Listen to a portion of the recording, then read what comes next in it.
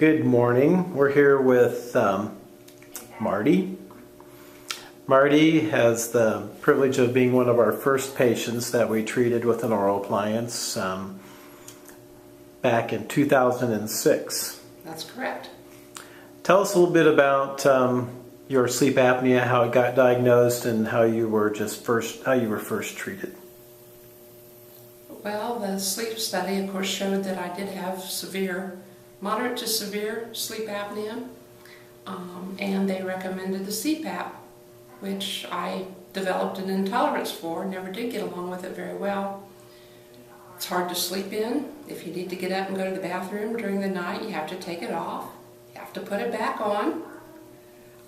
It irritated my face. I probably have a bit of an allergy to latex.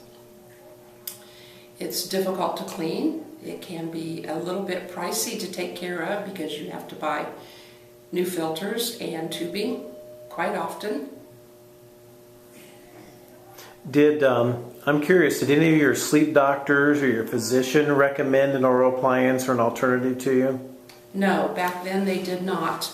I actually saw an article in a magazine about an oral appliance, so I went to my family doctor and asked her about it, and she did not have a problem with me trying that, so she sent me back to the sleep doctor, and he said, well, okay, since you're not getting along very well with the C-PAP, I'll write you a prescription for it. So with that, I took it to my longtime dentist, Dr. Gillum, and he did have experience in those oral appliances. They were fairly new and on the market at that time. Yeah, they were fairly new to me, and I had also been diagnosed about the same time with having severe sleep apnea and hadn't quite done my first appliance on myself. So Marty was actually our first appliance in the office, and I owe it to her to kind of getting me on this path of, being a large part of my practice now. I'm treating people with sleep disorders, but I do find that for those out there who are contemplating doing an oral appliance, you may not get a lot of confidence from your physician or your sleep doctor. And it's not that they're not great people, because they are. They just don't really know that they work consistently in the hands of doctors who do this in a serious way. So just tell me a little bit about wearing an oral appliance. How's that different from the C-PAP? Well, it's totally different. There's really no comparison. The oral appliance is extremely small. The whole entire appliance fits inside my mouth. It comes in a very nice little case to store it in. So it's very, very small. It's wonderful to take on trips with you. You don't have to carry a big, bulky C-PAP machine.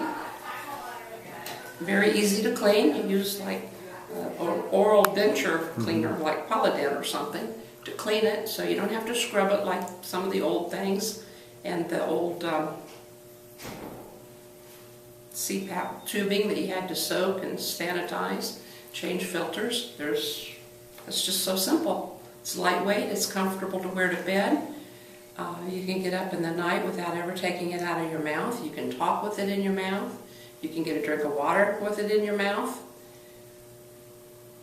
You can sleep any direction you want to sleep. Tell me just briefly, how has your appliance improved your quality of life? Well, obviously, if you have sleep apnea, you need something to help you sleep at night so that you have a peaceful, long-term, uninterrupted sleep. So you most certainly feel much better the next day, more rested, more alert.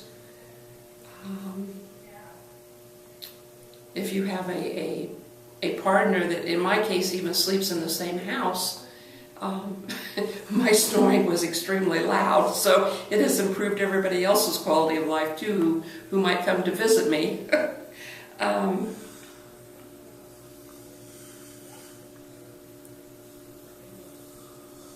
Well, you've been most gracious. It's been a pleasure working with you the last several years, and I know that maybe sleep apnea is not something that people talk about enough, because we know that 90% of the people who have sleep apnea have not even been diagnosed. Most people think that snoring is just a social problem or a nuisance, and sometimes it just is. But we know now that for a lot of people, it can be a real big problem, and we hope that you telling people about your experience will help others, seek treatment.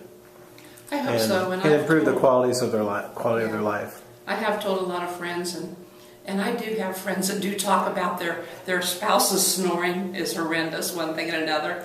I have shared all the information with my regular family doctor, and I know she has given it to other people. So she helps make other people aware too of the oral appliance instead of the C-PAP as an option. And I tell all my friends who have snoring, and I have one friend who wears a C-PAP machine, and I'm trying to convince him to go check out the oral appliance because it's so much easier. So would you recommend Dr. Gillum and his office to other people? Oh, I do. And the brochures I hand out to people, I make sure has Dr. Gillum's name and address and contact information on it. And yes, Dr. Gillum's been a wonderful dentist to me for many, many years, long before I started with the sleep apnea problem. It just overall, he has a wonderful facility here. Thank you. Now you wore the tap appliance was the first appliance you wore. Yes. It's similar to the one you wear now, other than it's two pieces, but they're hooked together. Mm-hmm. And did you find the Somnodent more comfortable than the tap appliance, or just tell me which one you like the best? Yes, the newer Somnodent is more comfortable. The other one with the hook in the front your tongue can get sore at night if you when you're sleeping. I don't think you have a whole lot of control over your tongue. Yeah. So it would make the end of your tongue sore sometimes, not all the time, but sometimes. And this one's a lot easier to clean also. Okay. Well, thank you for sharing your experience, and I hope you'll have many years of quiet and restful nights. I will, because I'll continue to come see you. Thank you.